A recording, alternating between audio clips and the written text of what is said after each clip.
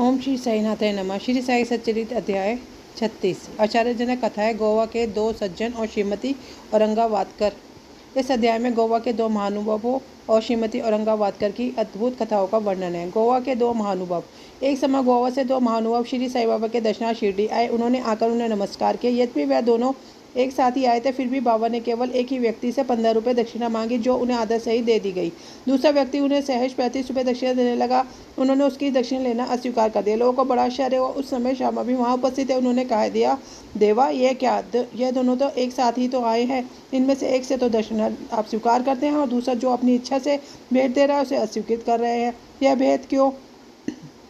तब बाबा ने उत्तर दिया कि श्यामा, तुम नादान हो। मैं किसी से भी कुछ नहीं लेता। यह तो मस्जिद माई ही अपना ऋण मांगती है और इसलिए देने वाला अपना ऋण चुकता कर मुक्त हो जाता है। क्या मेरे कोई घर संपत्ति या बाल बच्चे हैं जिनके लिए मुझे चिंता हो? मुझे तो किसी वस्तु की आवश्यकता नहीं है। मैं तो सदा स्वतंत्र हूँ।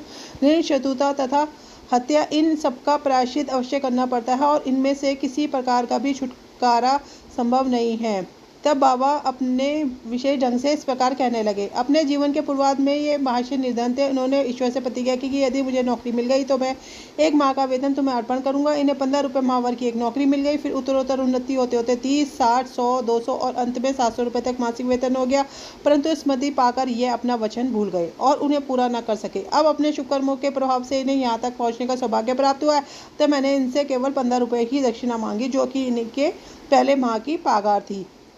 दूसरी कथा। समुद्र के किनारे घूमते घूमते मैं एक भव्य महल के पास पहुंचा और उसकी दलान में विश्राम करने लगा। उस महल के ब्राह्मण स्वामी ने मेरा यथोचित स्वागत कर मुझे बढ़िया स्वादिष्ट पदार्थ खाने को दिए। भोजन के उपरांत उसने मेरी अलमारी के समीप एक स्वच्छ स्थान शयन के लिए बतला दिया और वहीं सो गया। जब मैं प्रकट निद्रा में था तो उस व्यक्ति ने पत्थर खिसकाकर दीवार में सेर डाली और उसके भीतर घुसकर उसने मेरी खिस्सा कतर लिया। निद्रा से उठने में मैंने देखा कि मेरे 30,000 रुपये चुरा लिए गए हैं। मैं बड़ी विपत्ति में पड़ गया और दुखित होकर रोता बैठ गया। केवल नोट ही नोट चुरा लिए थे, इसलिए मैंने सोचा यह कार्य उस ब्राह्मण के अतिरिक्त और किसी का नहीं है। मुझे खाना पीना कुछ भी अच्छा ना लगा और मैं एक पखवाड़े तक दलान में ही बैठे बैठे चोरी का दुख मनाता रहा। इस प्रकार 15 दिन व्यतीत हो जाने के बाद दास्ते में जाने वाले एक फकीर ने मुझे दुख से बिलखते देखकर मेरे रोने का कारण पूछा। तब मैंने उसे सब हाल सुनाया। उसने मुझे कहा, यदि तुम मेरे आदेशानुसार आचरण करोगे तो तुम्हारा चुराया धन वापस मिल जाएगा। मैं एक फ़कीर का पता तुम्हें बताता हूँ।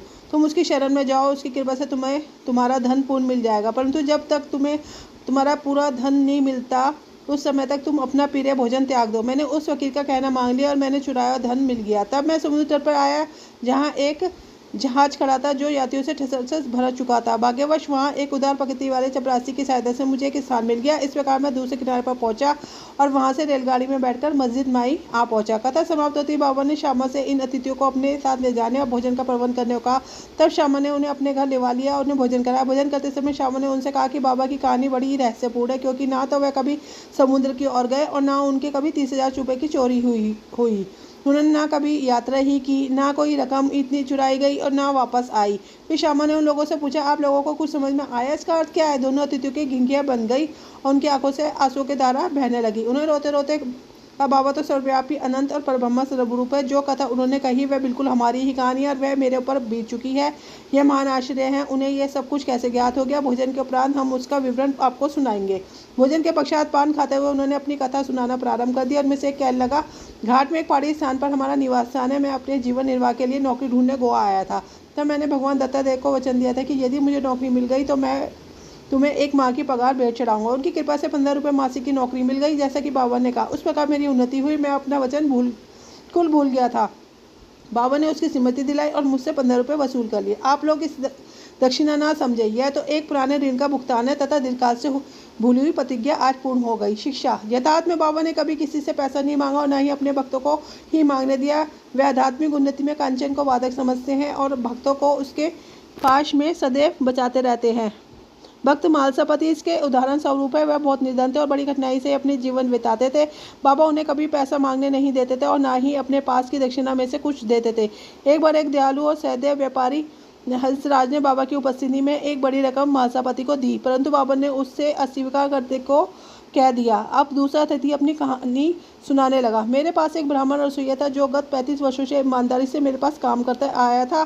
बुरी लतों में पड़कर उसका मन पलट गया और उसने मेरे ऊपर सब पैसे चोरी कर लिए। मेरी अलमारी दीवार में लगी हुई थी और जिस समय मेरे हम लोग गहरी नींद में थे। उसने पीछे से पत्थर हटाकर मेरे 30,000 रुपये के नोट चुरा लिए। मैं नहीं जानता बाबा को यह ठीक ठीक धनराशि कैसे ज्ञात हुई। मैं दिन रात रोता रहा, दुखी रहता था। एक दिन जब मैं उसी प्रकार निराश और उदास होकर बरामदे में बैठा था तो उसी समय रास्ते में जाने वाले एक फ़कीर ने मेरी स्थिति जानकर मुझसे इसका कारण पूछा। मैंने उसे सवाल सुनाया। तब उसने बताया कोपरगांव तालुका के शिरडी गांव में श्री साईं बाबा नाम के एक औलिया रहते हैं। उन्हें वचन दो तथा अपना रुचिकर भोजन त्याग दो। मन में कहो, जब तक मैं तुम्हारा दर्शन ना कर लूँगा उस पदार्थ को कभी ना खाऊंगा। तब मैंने चावल खाना छोड़ दिया और बाबा को वचन दिया, बाबा जब तक मुझे तुम्हारे दर्शन नहीं होते तथा मेरी चुराई गई धनराशि नहीं मिलती तब तक मैं चावल ग्रहण ना करूँगा। इस प्रकार जब 15 दिन बीत गए तब वह ब्राह्मण स्वामी आया। सब धनराशि लौटाकर क्षमा याचना पूर्वक कहने लगा कि मेरी मति भ्रष्ट हो गई थी, जो मुझसे आपका ऐसा अपराध बन गया है। मैं आपके पैर पकड़ता हूँ, मुझे क्षमा करें। इस प्रकार सब ठीक ठाक हो गया। जिस फ़कीर से मेरी भेंट हुई थी और जिसने मुझे सहायता पहुँचाई, वह फ़कीर फिर मेरे देखने में कभी नहीं आया। मेरे मन में श्री साईं बाबा के दर्शन की इच्छा थी, जिनके लिए फ़कीर ने मुझसे कहा था। बड़ी तीव्र विकंठा हुई। मैंने सोचा कि जो फ़कीर मेरे घर आया था वह साईं बाबा के अतिरिक्त अन्य कोई नहीं हो सकता, जिन्होंने मुझे कृपा कर दर्शन दिया और मेरी इस प्रकार सहायता की। उन्हें 35 रुपये का लालच कैसे हो सकता है। इसके विपरीत वो अहेतुक के आध्यात्मिक उन्नति के पद पर ले जाने का पूरा प्रयत्न करते हैं। जब चोरी गई राशि मुझे पुनः प्राप्त हो गई तब मेरे हर्ष का पारावार न रहा। मेरी बुद्धि भ्रमित हो गई थी और मैं अपना वचन भूल गया। कुलावा में एक रात्रि को मैंने साईं बाबा को सपन में देखा। तभी मुझे अपनी शिरडी यात्रा के वचन की स्मृति हो गई। मैं गोवा पहुंचा और वहां से एक स्टीमर द्वारा बम्बई पहुंचकर शिरडी जाना चाहता था, परंतु जब मैं किनारे पर पहुंचा कि स्टीमर भरा चुका था और उसमें बिल्कुल भी जगह न थी। कैप्टन ने मुझे चढ़ने न दिया, परंतु एक अपरिचित चपरासी के कहने में मुझे स्टीमर में बैठने की अनुमति मिल गई और मैं इस प्रकार बम्बई पहुंचा। फिर रेलगाड़ी में बैठकर यहाँ पहुंच गया। बाबा के सर्वव्यापी और सर्वज्ञ होने में मुझे कोई शंका नहीं है। देखो तो हम कौन हैं और कहाँ है हमारा घर।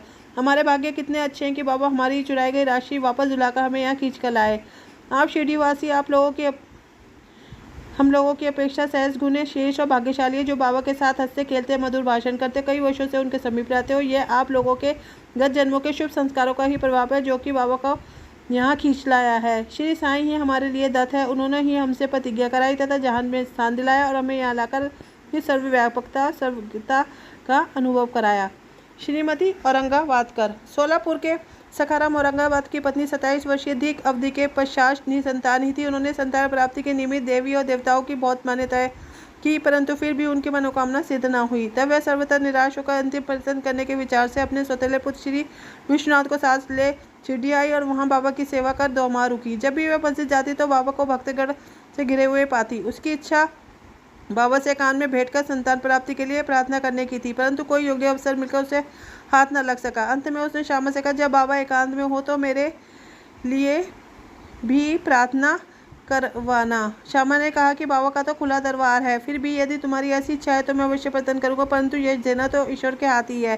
भोजन के समय तुम आंगन में नारियल और उदबत्ती लेकर बैठना और जब मैं संकेत करूं तो खड़ी हो जाना। एक दिन भोजन के उपरांत जब श्यामा बाबा के गीले तौलिए से हाथ पोंछ रहे थे, तभी बाबा ने उनके गाल पर चिकोटी काट ली। तब श्यामा क्रोधित होकर कहने लगे, देवा, यह क्या आपके लिए उचित है कि आप इस प्रकार मेरे गाल पर चिकोटी काटें? मुझे ऐसे शरारती देव की बिल्कुल आवश्यकता नहीं है जो इस प्रकार आचरण करे। हम आप पर आश्रित है, इसका मतलब ये नहीं, क्या ये हमारी घनिष्ठता का फल है? बाबा ने कहा, अरे तुम तो 72 जन्मों से मेरे साथ हो, मैंने अब तक तुम्हारे साथ ऐसा कभी नहीं किया, फिर अब तुम मेरे स्पर्शों को क्यों बुरा मानते हो? श्यामा बोले कि मुझे तो ऐसा देव चाहिए जो हमें सदा प्यार करे और नित्य नया नया मिष्ठान खाने को दे। मैं तुमसे किसी प्रकार के आदर की इच्छा नहीं रखता और ना मुझे स्वर्ग आदि चाहिए। मेरा तो विश्वास तुम्हारे चरणों में ही जागृत है, यही मेरी अभिलाषा है। तब बाबा बोले कि हाँ सचमुच मैं इसलिए यहाँ आया हूँ कि मैं सदैव तुम्हारा पालन और उदर पोषण करता आया हूँ, इसलिए मुझे तुमसे अधिक स्नेह है। जब बाबा अपनी गादी पर विराजमान हो गए तभी श्यामा ने उस स्त्री को संकेत किया। उसने ऊपर आकर बाबा को प्रणाम कर उन्हें नारियल और उदबत्ती भेंट की। बाबा ने नारियल लाकर देखा, यह तो सूखा है और बसता था। बाबा ने श्यामा से कहा कि यह तो हिल रहा है, सुनो यह क्या कहता है। तभी श्यामा ने तुरंत कहा कि यह बाई प्रार्थना करती है कि ठीक इसी प्रकार इनके पेट में भी बच्चा गुड़गुड़ कर इसके आशीर्वाद सही से नारियल इन्हें लौटा दो। तब फिर बाबा बोले, क्या नारियल से भी संतान की उत्पत्ति होती है? लोग कैसे मूर्ख है जो इस प्रकार की बातें करते हैं। श्यामा ने कहा कि मैं आपके वचनों आशीष की शक्ति से पूरा अवगत हूँ और आपके एक शब्द मात्राचार से इस भाई के बच्चों का तांता लग जाएगा। आप तो टाल रहे हैं और आशीर्वाद नहीं दे रहे हैं। इस प्रकार कुछ देर तक वार्तालाप चला। बाबा बार बार नारियल को फोड़ने को कहते, परंतु श्यामा बार बार यही हट पकड़े हुए थे कि इसे बाई को दे दो। अंत में बाबा ने कह दिया कि इसकी पुत्र की प्राप्ति हो जाएगी। तब श्यामा ने पूछा, कब तक? बाबा ने उत्तर किया, 12 मास में। अब नारियल को फोड़कर उसके 2 टुकड़े किए गए। एक भाग तो दोनों ने खाया, दूसरा भाग उस स्त्री को दिया गया।